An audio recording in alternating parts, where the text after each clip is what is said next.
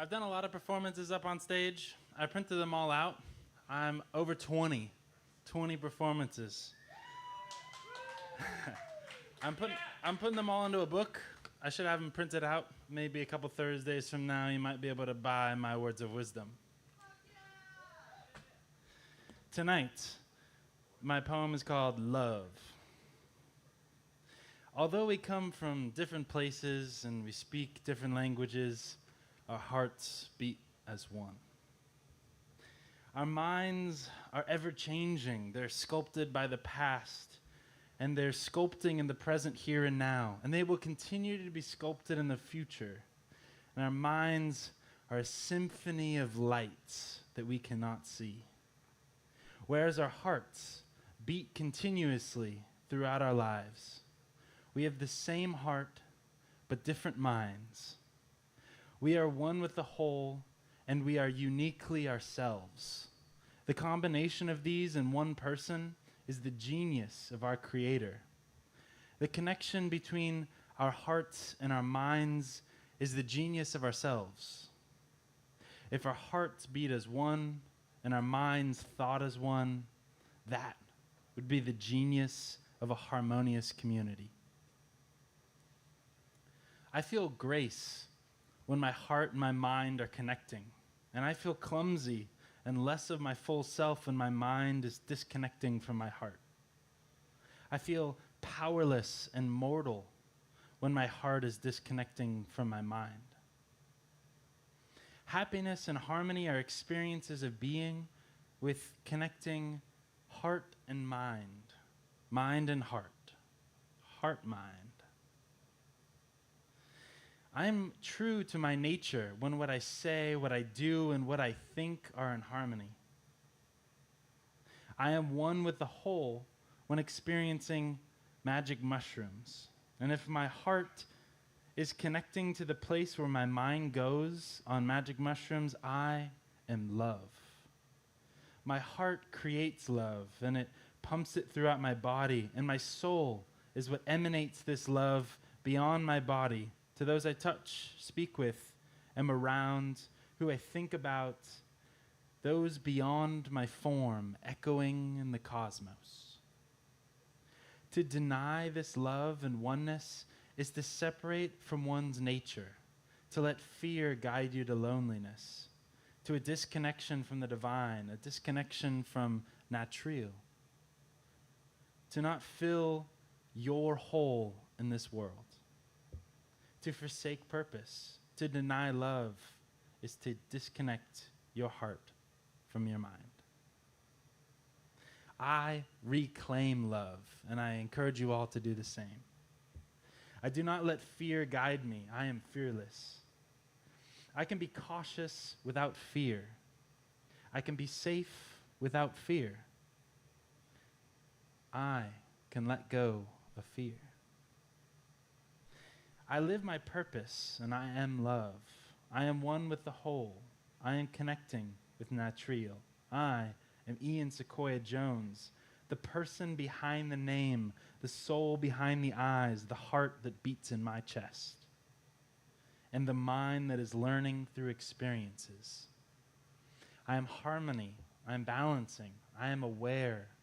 I am a teacher of freedom from fear, teaching the embrace of love. I'm a missionary of my soul's truth, living a pilgrimage on earth. I'm together with other souls in their earth experience, and I recognize the divine beings in life, far and wide, big and small. I see magic of the world, where the ingenious creator has sculpted the earth and set the sun to just the right distance, just the right temperature where I can lay on a beach in California with the same clothes that I was born wearing. I praise the miraculousness of my existence, and I will not squander the lessons of living on earth from my birth to the present here and now. These words are the marks of insights and epiphanies that I am co-creating as they flow through me. If I need reminding of the insight that my mind has remembered and revealed, I can sit in a comfy chair next to a fire, or maybe in a pool these days, with a with a cat on my lap, and put the screens away and give unconditional love to the cat or the pet or the dog, unconditional love, and then give that same unconditional love to myself. And I can continue giving this love to all. And in doing so, I will be reminded of the epiphanies and insights that my mind has remembered. I can love myself. Social movements are of people where their minds have the opportunity of being one.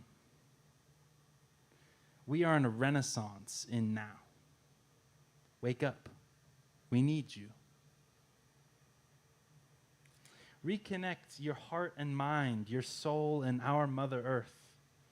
In this space of connection, ponder about the questions that are worth asking. What is love? What is art? Who am I? What is my purpose? What is love?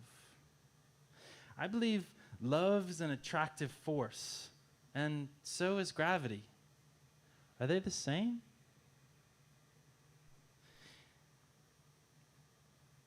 If life, that which transcends time and ultimately death, is love, a parent loving their child, star-crossed lovers seemingly inseparable, or the love of a pet, there's something so deep that it bends time. The time spent in this love can feel like yesterday after it has been numerous years. We believe that our loved ones watch over us even after their passing. Love bends time. In science, gravity is the universal force of attraction that acts between all matter. Gravity and time have a remarkable relationship that has been pondered on by great minds and great lovers. Most notably, Einstein provided the world with a relationship between time and gravity, or really, time and love. In his words, if you sit with a nice girl for 2 hours, it can seem just like 2 minutes.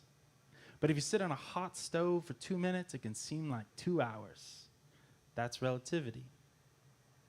Love bends time. I'll continue to connect the dots. We are matter, and we matter, and thus experience the universal force of gravity being acted upon us. Since we are matter, we also create a universal attractive force. In other words, we are experiencing the universal force of love from others, and we create that universal force of love for others, attracting them to us. We also create that for ourselves. Call this self-love. Those who love themselves develop a gravity of their own, attracting people who also love themselves.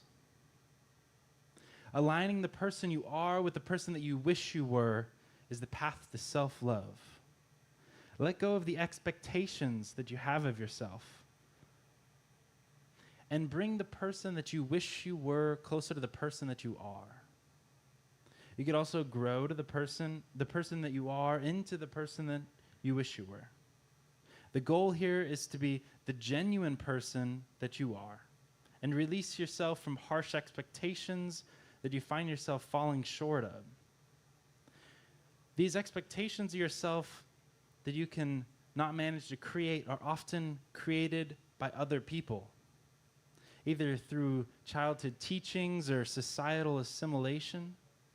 They are a great wrong that you do to yourself because they keep you from self-love. We can only do the best that we are capable of. We operate at our best when we embrace ourselves for who we are. When embodying the wholeness of who we are, our strengths flourish, and our weaknesses can even become strengths. In self-love, you are now willing to be bare, sharing your whole self, even your weaknesses, with others. And In doing so, you can improve them and subsequently develop rapport. The best way to become friends and develop trust, what relationships are built off of, is to be bare, to divulge your weaknesses, to let the armor fall off and let your soul shine in unhampered glory. To show the entirety of yourself without fear, without the need to hide anything. This will make you attractive, increasing your gravity, which will bring to you people that you harmonize with.